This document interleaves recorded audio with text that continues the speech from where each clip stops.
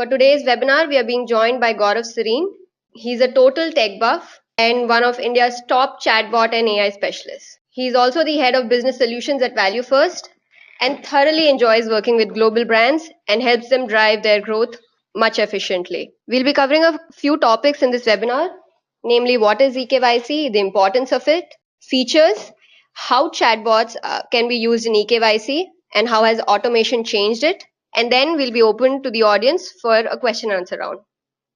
So Gaurav, you've been in the industry for a while and you've brought AI into the B2B enterprise sphere in this country. How do you feel the automation has changed and is changing the today's market? Thanks for the lovely question, Anamika, and thank you so much for the introduction as well. I'm merely one of the guys who's trying to propagate the use of AI in business, and as much as as you guys would like to call me a specialist, I'm still learning. The space is ever evolving.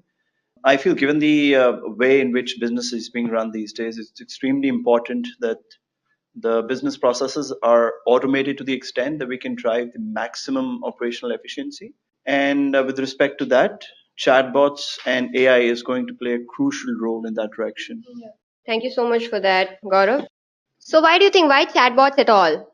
And AI taking over the market, as you just said. So why all of this new age tech? I'm glad you've asked me this question. So, see, one of the most natural progressions of technology, like we started from SMS, we went on to emails, and then we've spoken about websites and mobile applications. Yeah. To be fairly honest, people are getting a little sick of browsing, and people are getting a little sick of calling in to a particular location to know their answers or to know about products. Yeah. They want something that they can help themselves with. And given the recent success and the recent usage of WhatsApp and all of these OTT applications, people have gotten extremely used to chatting as a user interface. The reasons being fairly simple: it's proactive, it is extremely engaging, grips the user's interest, and helps them control the entire conversation, so to say. And hence, it only made sense that businesses adopted this particular progression as well into their day to day businesses and how they run. Thank you for that, Gaurav. Also, I'd just like to remind our entire audience, this is more of an interaction, and please, anybody and everybody who's having a question, keep on sending us questions and we'll make sure that Gaurav answers them all. So Gaurav, the government of India has taken a big initiative called Digital India. We all been witness a paradigm shift in how we use our identity in order to upload our document in eKYC. So how do you think it's important and why? Thanks for the question, Udit. See, it's fairly simple. You want to move on to processes that minimize the friction points, usher in a sense of security, and bring everything to a common interface. And I think thanks to the Digital India initiative, eKYC comes in really handy as it authenticates the user's identity, becomes a single point of verification for every sort of process that you want to sync with your Aadhaar card or with your identity, and also helps you bring in processes in place that reduce all sorts of identity frauds that have happened in the past, given how susceptible we are to such things in the online space and age. I'm sure some of the similar problems must have been faced by our audience as well. So, what do you think? How would chatbots actually assist in eKYC? How can they be helpful, or how can they maybe automate the entire process? What is the thinking behind it? See, we discussed this in previous question. Customers and audiences are looking at something that they can interact with, they can engage with themselves, and they can take control of the direction in which a conversation goes. So, whilst they understand something as serious as eKYC, they would want to be in control of that themselves. And what's more better than to be able to interact with a particular interface while they do that? So, whilst you leverage chatbots for this, you not only get to upload the most important document that proves your identity and sync it with multiple databases, be it a bank or be it some other business process. You get to interact while you do that. You get to ask questions. All of your relevant profiles, all of your relevant processes that you have currently running, you get to sync that data with that. For example, through a simple OTP verification, I can identify who the user is. I can make sure that the correct user is uploading the file. By simply hooking up with an Aadhaar API and keying in an Aadhaar ID, I can identify that it's the correct user who's entering the correct detail. Okay, now, so Gaurav, since chatbots are artificially intelligent, I met people and I've seen that they have concerns about handing over their everyday activities to a chatbot. So, how do you think that is it safe to use chatbots with eKYC? Extremely good question, and I think some of our viewers are also asking the same question. See, chatbots are extremely secure, right? A lot's been said about it. A lot's been published about the security about it. We're looking at some SSL level and HTTPS level encryption in terms of data privacy, in terms of security. Secondly, when something comes to as complex as a KYC and you uploading your Aadhaar card document or any personal identity document that you're talking about, we're looking at a process where we're not storing any sort of information or any sort of data on our servers or any third party servers. We're doing a server to server transfer. So the second an interaction has happened with the chatbot with regards to an intent of uploading a particular picture or your Aadhaar number, it is directly being transferred to the API that we're syncing with. Or the server that we're planning to transfer the details to. We're not keeping anything with us. That's one of the key features that we'd kept in mind while planning the chatbot platform Serbo, because we understood and realized that security and privacy of data is one of the most key aspects in this domain. Thank you for that, Gaurav. I think one of our audiences also was concerned with the same question, and as you can see, you explained it beautifully. So, one more question related, an extension of the same, I would say. Where do you say where all can chatbots is currently being used in the BFSI sector? Are there chatbots being used? If yes, where? How? How would you say it? So, see, one of the most optimum usage of this technology is, I feel any technology or any innovation is redundant if it is not helping you drive an ROI or if it is not helping you usher in some sort of operational efficiency. So, whilst we are approaching the BFSI segment, some of the most popular use cases that we've modified or that are being modified outside in the market are to do with product discovery. So, if you pick up any particular brand name in the market at the moment in the finance sector, they want to popularize the idea of their products. They want to have more and more users understand the product, and how can users access those products, right? So, a typical product discovery use case, a typical use case that allows banks and allows most of these BFSI sector brands to generate leads. Now that's one side of the fence, right? We're talking direct business. We're talking leads. We're talking conversions. The second side of the chatbot usage is how can we reduce the turnaround time from actually discovering a product to applying for a product and actually procuring it. So operational efficiency becomes extremely key. Now, for every single query, I simply call a call center. Now, as a user, it's very simple for me. But if you look at it from the brand's perspective, every call is a cost to companies, a cost to business. The average cost in a contact center these days hovers anywhere between 40 to 50,000 rupees. With the help of a chatbot, your generic queries can be modified in form of an FAQ chatbot. There are several other technologies like a bot plus human experience, or your ability to latch on a call into a chat interface as well. Brings down the call volumes to only extremely customized problems. That way, operational efficiency is also taken care of. So these are the two most popular use cases that we've seen being asked for by the brands. And frankly enough, we've been extremely successful in it as well. Wow, that's just lovely to hear. Yeah, so Gaurav, I've seen people, generally getting confused about the cost for a chatbot. So, what do you think? What does it cost like to have a chatbot? And I'm glad that one of our viewers has also asked this question. It's a fairly controversial question to be asked in the first place, but still, I'll go ahead and try and answer it. See, there are several models in which a chatbot can work. One is that you can look at a specific process that you want to modify, and once that need has been identified, and once you've identified which process are you looking to modify, we can build a chatbot around that. So that's one way to go about it. And then there could be a monthly subscription charge to it. There are API calls associated with the particular process that has a certain fees, and a basic fees that comes into play when you're planning to build the chatbot and deploy it. So like a setup cost is another thing that we can look at it.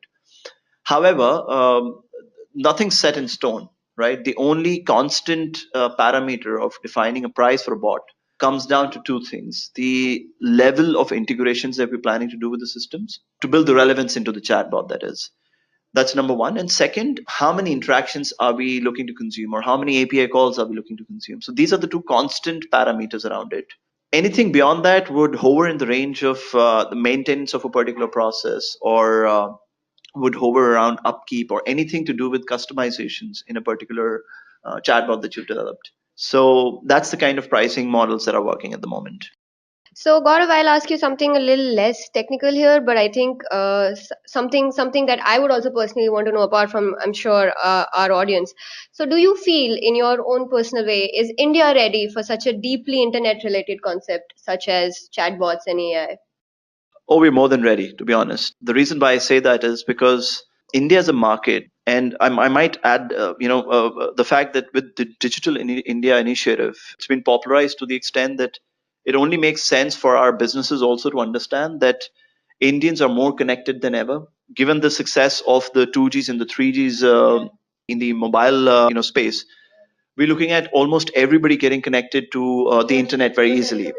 So telecom sector is doing fairly well in that respect. So with that coming in place, it only makes sense for us to devise easier ways to reach out to the audience.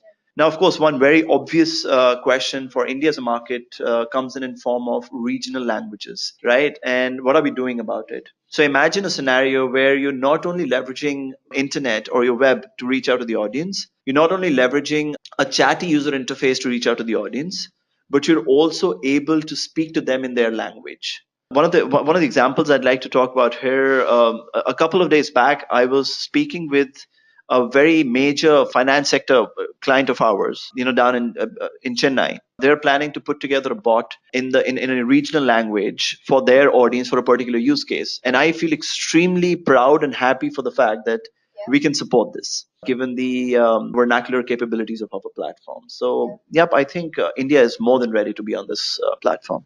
And just expanding. Yeah. Yeah. All right. So we have a very popular question. We have seen this all over the internet, and global leaders have enthusiastically they have made fancy predictions about it.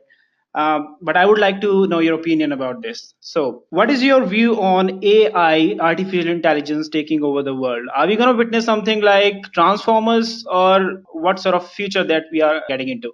I'm glad you've asked this question. I'm sure Transformers are not going to come and take over the world anytime soon. I'm sure Terminators are not going to come and take over the world anytime soon. See, I mean, AI has been a fairly overabused term, and I'm extremely sad to know that very less people actually know a lot about AI. See, when we talk about artificial intelligence, the space is so vast that we'd probably be using certain modules of it as of now in our businesses. Modules like predictive analysis, modules like natural language programming, modules like machine learning or deep learning, so to say.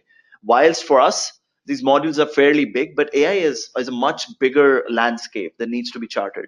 The usage of AI is definitely gonna pick up in time to come. It already has started surge, so it's definitely gonna pick up in time to come. And more importantly, it's gonna solve more and more business use cases. As I said, it's not about AI or machine learning. It is about how do we automate our current processes for a better operational efficiency. So I think AI is going to do a lot of that. And anything and everything that is logic related or that is object related, AI is going to play a crucial role in that. No to Transformers and Terminators for now, but a definitive yes to a lot of positive automation in business thanks to AI. So we have this very interesting question from our audience, Gaurav, and so this has been asked by Naveen, and he asks you to tell him a little more about chatbots and how AI works and how the entire platform is kind of integrated throughout. Thank you so much, Naveen, for asking this question. So there are multiple layers to the question, and so I'll try and answer it step by step. Number one, we'd like to believe that our platform is ready to a certain extent that it can cater to most of your business use cases. When I talk about business use cases, I'm talking about B2C touch points. I'm talking about B2B touch points, both. So every business process has a definitive life cycle to it, and every life cycle that can be mapped, there can be a chatbot planned around it. So the platform is ready to the extent that it has all the intentologies built, all the response types built into it that you can leverage to build a process bot. That's step number one. So it's fairly simple. The periodicity of it. You come up with a requirement, you break it down into multiple processes. You look at the end objective, and then you plan the chatbot as to how it's going to function. And your platform can sustain that particular development as well. Now, as far as usage of AI and is concerned in this particular respect, so as I said, what we are leveraging is a very small component of AI, right? We are looking at several machine learning modules and several NLP modules. The intent is so for NLP, we're using a name entity recognition methodology where we're trying to categorize several intents, several objectives and intents, and we're planning to build rules and logics around it. So the chatbot should be able to not only understand your inputs in the way you've given to it, but it'll also be able to respond back to you in a human language, thanks to those entities that have been defined. So that's one way to go about it. The other way is, how does a chatbot understand in terms of how to respond? So, for example, if I put across questions like, how are you? How are you doing today? How's life? Yeah. Now, all of these three questions, however worded out differently, but have a similar connotation to it and have a similar objective to it.